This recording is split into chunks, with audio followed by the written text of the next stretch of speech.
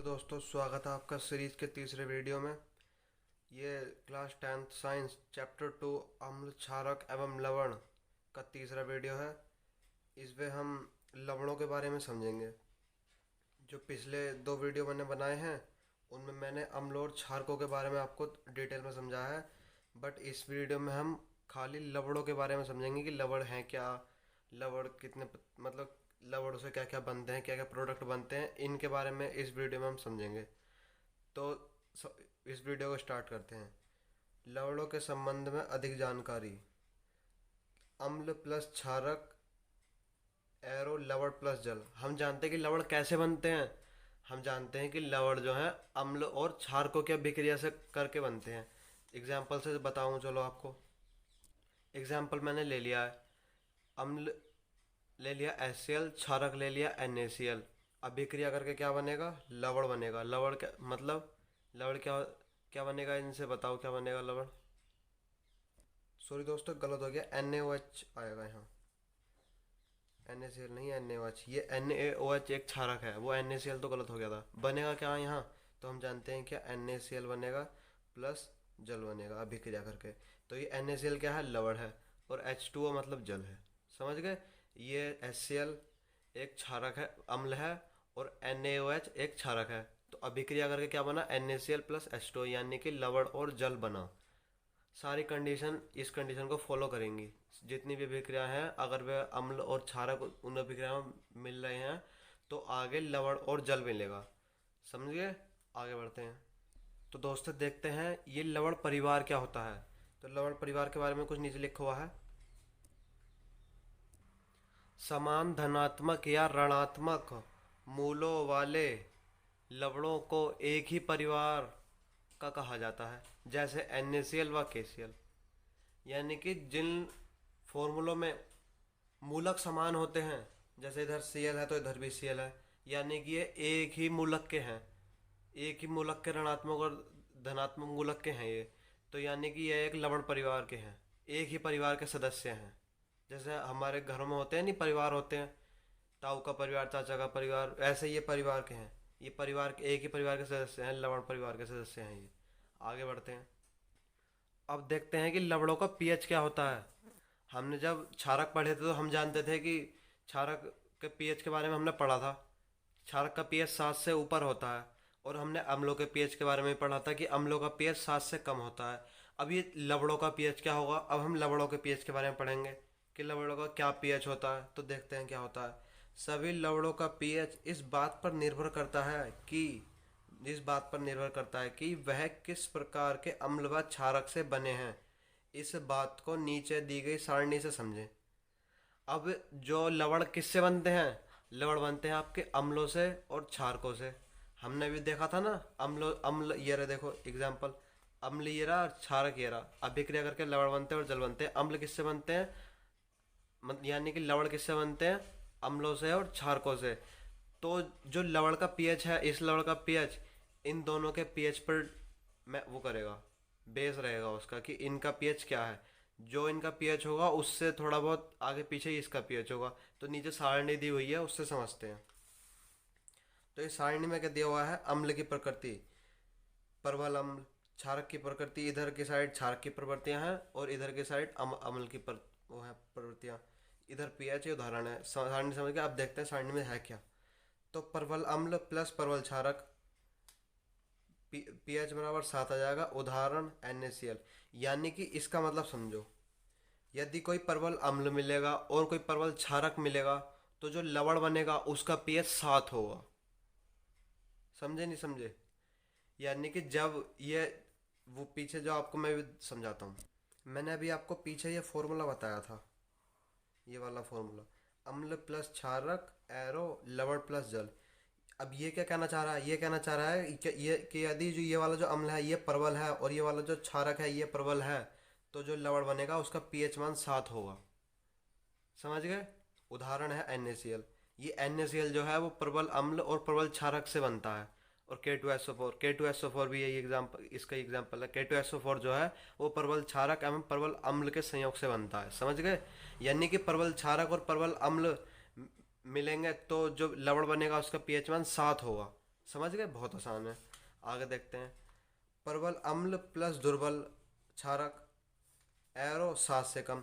इसका मतलब क्या है, ये भी बहुत आसान है। यदि प्रबल अम्ल और दुर्बल क्षारक मिलकर कोई लवण बनाते हैं तो उस लवण का पीएच मान 7 से कम होगा।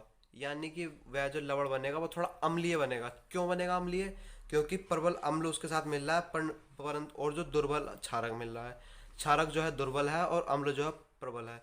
यानी कि अम्ल प्रबल होने के कारण उसे अपनी तरफ खींच लेगा, 7 से कम कर देगा। समझ गए? नीचे कुछ इसका एग्जाम्पल है NH4Cl। NH4Cl कैसे बनता है? प्रबल अम्ल और दुर्बल क्षारक के संयोग से बनता है। अब नीचे देखते हैं।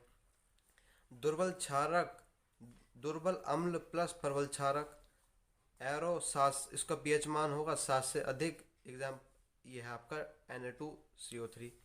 इसका मतलब क्या है? इसका मतलब यह है कि वह लवण जो दुर्बल अम्ल प्लस प्रबल क्षारक से बना है, दुर्बल अम्ल प्लस प्रबल क्षारक के संयोग से बना है, तो उसका पीएच मान 7 से अधिक होगा।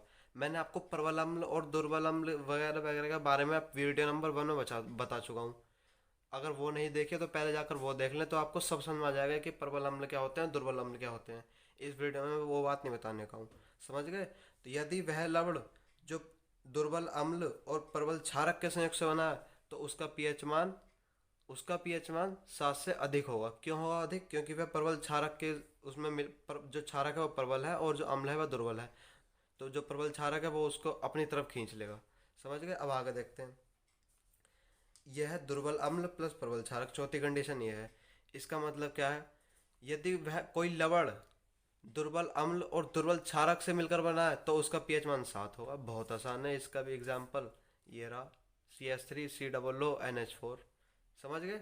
आगे बढ़ते हैं दोस्तों। अब आ जाते हैं अपने मुद्दे पर कि इस वीडियो का हमारा जो मकसद है वो है क्या। तो इस वीडियो का हमारा मकसद है समझाना आपको कि साधारण नमक कैसे बनता है, इसका उपयोग कहाँ होता है, और ब्रंजक चूर्ण क्या होता है, यानी कि जिसे ब्लीचिंग पाउडर कहते हैं, caustic soda, plaster of Paris, इन सब के बारे में आपको समझाना इस वीडियो का गोल है।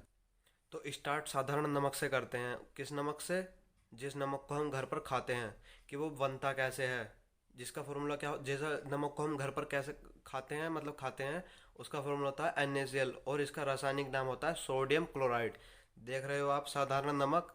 साधारण नमक को रासायनिक का मतलब साधारण नमक का रासायनिक नाम होता है सोडियम क्लोराइड। इसका फॉर्मूला होता है NaCl। बनाने की विधि देख लेते हैं इसकी। बनाने की विधि है हाइड्रोक्लोरिक अम्ल प्लस सोडियम हाइड्रोक्साइड। हाइड्रोक्लोरिक अम्ल क्या होता है? HCl। सोडियम हाइड्रोक्साइड यानी कि NaOH इजिकल्स टू यानी कि एरो आपको आपको अब आपको मिल जाएगा साधारण नमक अपना, तो यानी कि NaCl आपको मिल जाएगा और जल मिल जाएगा H2O। तो बनाने की विधि क्या है? बनाने की विधि में ये है कि जब हम हाइड्रोक्लोरिक अम्ल और सोडियम हाइड्रोक्साइड की अभिक्रिया कराते हैं तो हमें साधारण नमक और जल मिलता है। बनाने की विधि आप बहुत आसान एकदम समझ गए होंगे। आगे देखते हैं। ये लिख दिया। साधारण नमक के उपयोग देखते हैं कि साधारण नमक के उपयोग होते क्या क्या हैं। साधारण नमक का सूत्र तो पता चल गया आपको, NaCl होता है। साधारण नमक वह नमक होता है जिसको हम घर पर खाते हैं। इसका रासायनिक नाम होता है सोडियम हाइड्रोक्साइड। क्या होता है? Sodium hydroxide. और बनाने की विधि मैंने आपको बता दी है। बनाने की विधि है हाइड्रोक्लोरिक अम्ल की सोडियम हाइड्रोक्साइड के साथ अभिक्रिया कराएंगे तो नमक प्लस जल मिलेगा। अब इसके उपयोग को देखते हैं। तो पहला उपयोग है साधारण नमक का उपयोग भोजन बनाने में किया जाता है। समझ गए? वेरी आसान है। आपको पता ही होगा कि साधारण नमक का उपयोग भोजन बनाने में किया जाता है। दूसरा, इसका उपयोग अनेक रसायन जैसे सोडियम हाइड्रोक्साइड, विरंजक चूर्ण आदि बनाने में किया जाता है। इसको हम आगे समझेंगे। और तीसरा है जिन देशों में हिमपात अधिक होता है वहाँ पर नमक की बौछार द्वारा सड़क को साफ किया जाता है। साफ करने किया जाता है। यह बर्फ को पिघलाने में सहायक होता है। जिन देशों में ज़्यादा मतलब बर्फबारी होती है, जहाँ पर ज़्यादा बर्फ बरसती है मतलब जाड़ों में, तो उस बर्फ़ को साफ करने के लिए नमक की बौछार की जाती है और इस नमक से वो जो बर्फ़ साफ होने लगता है। समझ गए? आगे बढ़ते हैं। अब देखते हैं दोस्तों सोडियम हाइड्रोक्साइड के बारे में। सोडियम हाइड्रोक्साइड जिसको हम कास्टिक सोडा कहते हैं, तो इसका फॉर्मूला होता है NaOH। क्या होता है इसका फॉर्मूला? इसका फॉर्मूला होता है NaOH। सोडियम हाइड्रोक्साइड को कास्टिक सोडा भी कहते हैं और इसका फॉर्मूला NaOH होता है। तो इसको बनाने की विधि समझते हैं कि ये बनाया कैसे जाता है। तो इसे बनाने के लिए नमक के जलीय विलयन में विद्युत धारा प्रवाहित करने पर यह वियोजित होकर सोडियम हाइड्रोक्साइड बनाता है। इसको रिएक्शन से समझते हैं कि सोडियम हाइड्रोक्साइड बनता कैसे है। तो क्या लिखा हुआ? नमक के जलीय विलयन में। तो हमें नमक लेना पड़ेगा। नमक का फॉर्मूला क्या होता है? NaCl होता है। जलीय विलयन में यानी कि उस नमक में जल भी मिला हुआ होगा, तो यानी कि H2O भी मिला हुआ होगा। और वो क्या कह रहा है? जलीय विलयन में विद्युत धारा प्रभावित करके, यानी कि इसमें विद्युत धारा भी प्रवाहित की जाएगी। विद्युत धारा प्रवाहित करके वियोजित होकर सोडियम हाइड्रोक्साइड बनता है, यानी कि यहाँ NaOH बनेगा। NaOH बनेगा और आपका साथ में क्लोरीन भी बनेगा और हाइड्रोजन गैस निकल जाएगा। तो ये जो हमारा NaOH बना है, ये क्या है? कास्टिक सोडा है। कास्टिक सोडा यानी कि सोडियम हाइड्रोक्साइड है ये। समझ गए दोस्तों? बनाने की विधि तो समझ गए, बहुत आसान है। नमक लो, नमक में थोड़ा सा जल मिला दो, जल के बाद उसमें इलेक्ट्रिसिटी बहा दो, इलेक्ट्रिसिटी बहाने के बाद आपको सोडियम हाइड्रोक्साइड मिल जाएगा। समझ गए? अब इसको बनाने की विधि तो हमने इसकी समझ ली। अब इसका उपयोग समझते हैं कि उपयोग क्या क्या होते हैं। कास्टिक सोडा के उपयोग क्या क्या होते हैं। तो पहला उपयोग है, इसका उपयोग साबुन बनाने में किया जाता है। पहला इसका उपयोग है साबुन बनाने में। कास्टिक सोडा जो होता है NaOH, इसका उपयोग होता है साबुन बनाने में। दूसरा उपयोग देखते हैं। इसका दूसरा उपयोग है, इसका उपयोग कागज निर्माण में भी किया जाता है। यानी कास्टिक सोडा होता है, इसका उपयोग कागज निर्माण में भी किया जाता है। तो दोस्तों कास्टिक सोडा समझिए। कास्टिक सोडा का फॉर्मूला होता है NaOH। इसको सोडियम हाइड्रोक्साइड भी कहते हैं। उसको बनाने की विधि है कि इसको जो नमक होता है उसको जल में मिला दो और उसमें विद्युत धारा बहा दो, तो आपको सोडियम हाइड्रोक्साइड यानी कास्टिक सोडा आपको मिल जाएगा। उपयोग भी मैंने इसके दो बता दिए। पहला साबुन बनाने में, दूसरा है कागज निर्माण में। अब आगे बढ़ते हैं। अब देखते हैं दोस्तों कि ब्लीचिंग पाउडर क्या होता है। ब्लीचिंग पाउडर के बारे में समझते हैं। तो ब्लीचिंग पाउडर का फॉर्मूला होता है CaOCl2। ब्लीचिंग पाउडर को विरंजक चूर्ण भी कहते हैं। विरंजक चूर्ण हिंदी में कहते हैं, इंग्लिश में कहते हैं इसको ब्लीचिंग पाउडर। तो इसका फॉर्मूला होता है CaOCl2। बनाने की विधि को समझते हैं। ब्लीचिंग पाउडर का फॉर्मूला समझ गए, CaOCl2। इसको बनाने की विधि समझते हैं कि ये बनता किस तरह से है। तो विरंजक चूर्ण का निर्माण कैल्शियम हाइड्रोक्साइड की क्लोरीन से अभिक्रिया कराने पर होता है। विरंजक चूर्ण जो होता है उसका निर्माण कैसे होता है? कैल्शियम हाइड्रोक्साइड की क्लोरीन गैस से अभिक्रिया कराने से होता है। अब समझते हैं रिएक्शन से। तो क्या कहा है उसने? इसका निर्माण कैसे होता है विरंजक चूर्ण का? कैल्शियम हाइड्रोक्साइड यानी कि CaOH का होल ट्वाइस की क्लोरीन से अभिक्रिया यानी कि Cl2 से अभिक्रिया कराने से होता है। तो जब हम इसकी अभिक्रिया कराएंगे तो हमें CaOCl2 यानी कि विरंजक चूर्ण मिलेगा। और क्या मिलेगा? और हमें जल मिलेगा यानी कि H2O मिलेगा। तो ये विरंजक चूर्ण आपका बन गया। किस तरह से बना? ये बना आपका कैल्शियम हाइड्रोक्साइड की क्लोरीन से अभिक्रिया कराने पर ये हमें प्रोडक्ट मिला। तो दोस्तों विरंजक चूर्ण को बनाने के बारे में आप समझ गए कि विरंजक चूर्ण कैल्शियम हाइड्रोक्साइड की क्लोरीन से अभिक्रिया करके बनता है। अब इसके विरंजक चूर्ण के हम उपयोग को देखते हैं कि इसका उपयोग कहाँ कहाँ होता है। तो विरंजक चूर्ण का उपयोग चीनी को सफ़ेद करने में होता है। जो चीनी होती है उसको सफ़ेद करने में विरंजक चूर्ण का उपयोग होता है। और दूसरा है, इसका उपयोग जल को शुद्ध करने में किया जाता है। विरंजक चूर्ण का उपयोग जल को शुद्ध करने में भी किया जाता है। तीसरा है, इसका उपयोग विभिन्न पदार्थों के रंग उड़ाने में किया जाता है, जैसे कपड़े, कागज। यानी कि विरंजक चूर्ण का उपयोग विरंजित करने में किया जाता है। यानी कि विरंजित का मतलब होता है कपड़ों का किसी भी पदार्थ का रंग उड़ाने में विरंजक चूर्ण का उपयोग रंग उड़ाने में भी किया जाता है। इस विरंजक चूर्ण के बारे में पूरा समझ गए। साधारण नमक समझ गए, सोडियम हाइड्रोक्साइड यानी कि कास्टिक सोडा भी समझ गए। आगे बढ़ते हैं। तो दोस्तों अब देखते हैं कि बेकिंग सोडा क्या होता है। बेकिंग सोडा को खाने का सोडा भी कहते हैं। इसका फॉर्मूला होता है NaSCO3। बेकिंग सोडा को खाने का सोडा भी कहते हैं और इसका फॉर्मूला होता है NaSCO3। तो बेकिंग सोडा का फॉर्मूला समझ गए, NaSCO3 होता है। अब देखते हैं कि बेकिंग सोडा बनता कैसे है। बनाने की विधि को देखते हैं। तो बेकिंग सोडे का निर्माण सोडियम कार्बोनेट के जलीय विलयन में कार्बन डाइऑक्साइड गैस प्रभावित करने पर होता है। यानी कि बेकिंग सोडा जो होता है उसका निर्माण उसका निर्माण सोडियम कार्बोनेट होगा, उसमें जल मिलाएंगे, तत्पश्चात उसमें कार्बन डाइऑक्साइड गैस प्रभावित करेंगे तो जाकर बेकिंग सोडे का निर्माण होगा। इसको रिएक्शन से समझते हैं। रिएक्शन इसकी क्या बनेगी? बेकिंग सोडे का निर्माण सोडियम कार्बोनेट यानी कि Na2CO3 सोडियम कार्बोनेट के जलीय विलयन में यानी कि H2O भी होगा, इसके साथ कार्बन डाइऑक्साइड यानी कि CO2। अब जाकर खाने का सोडे का निर्माण होगा तो क्या बनेगा? आपका खाने का सोडा बनेगा NaHCO3। ये सारे प्रोडक्ट मिलकर खाने का सोडे का निर्माण करते हैं। ये आपका सोडियम कार्बोनेट है, ये जल है। सोडियम कार्बोनेट में जल मिलाएंगे, इसके बाद इसमें कार्बन डाइऑक्साइड गैस रिलीज कर देंगे तो जाकर आपको ये प्रोडक्ट मिलेगा। इस प्रोडक्ट का नाम क्या होगा? Baking soda. इसका फॉर्मूला है NaCO3। अब इसके उपयोग के बारे में देखते हैं। तो दोस्तों बेकिंग सोडे के उपयोग के बारे में देखते हैं। पहला उपयोग है बेकिंग सोडे का बेकिंग पाउडर बनाने में। बेकिंग सोडे का पहला उपयोग है बेकिंग पाउडर निर्माण में। दूसरा है कच्चे दूध को लंबे समय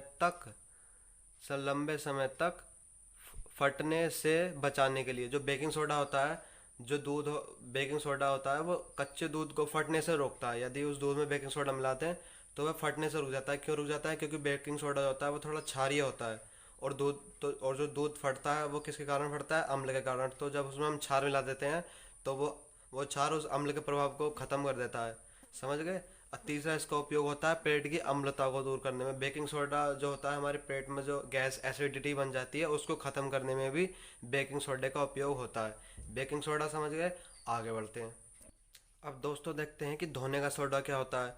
तो धोने का सोडे को धावन सोडा भी कहते हैं। क्या कहते हैं? धावन सोडा भी कहते हैं। और इसका फॉर्मूला होता है Na2CO3 इंटू 10H2O। इसका फॉर्मूला होता है Na2CO3 इंटू 10H2O।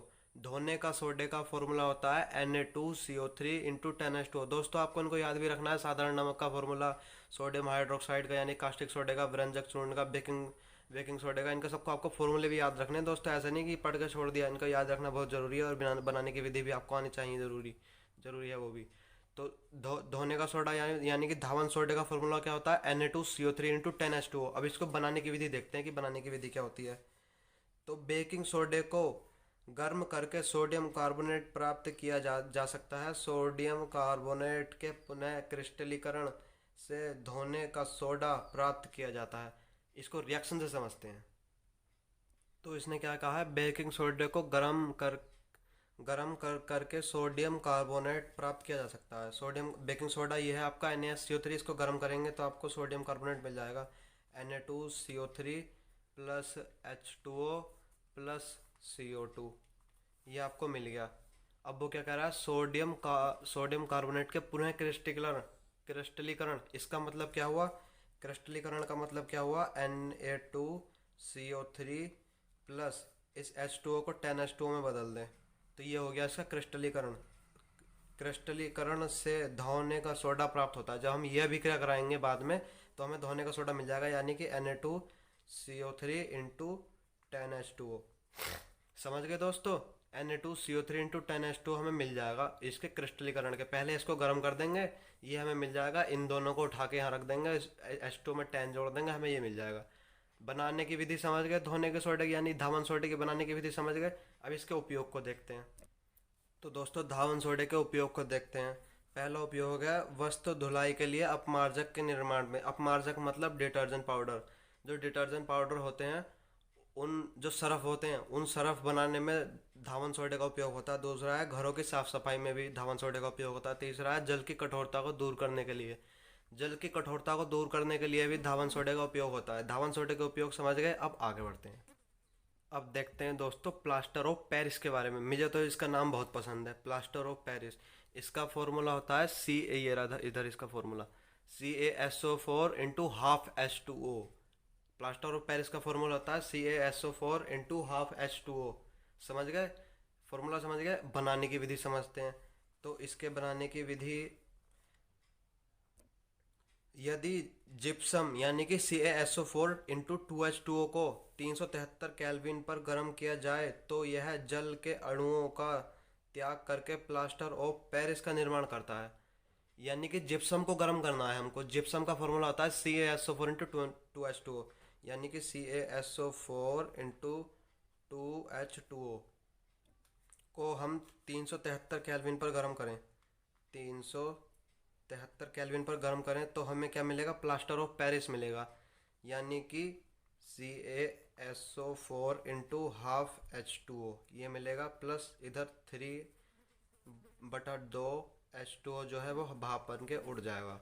तो ये जो हमें मिला इतना, ये क्या है आपका, प्लास्टर ऑफ पेरिस है आपका।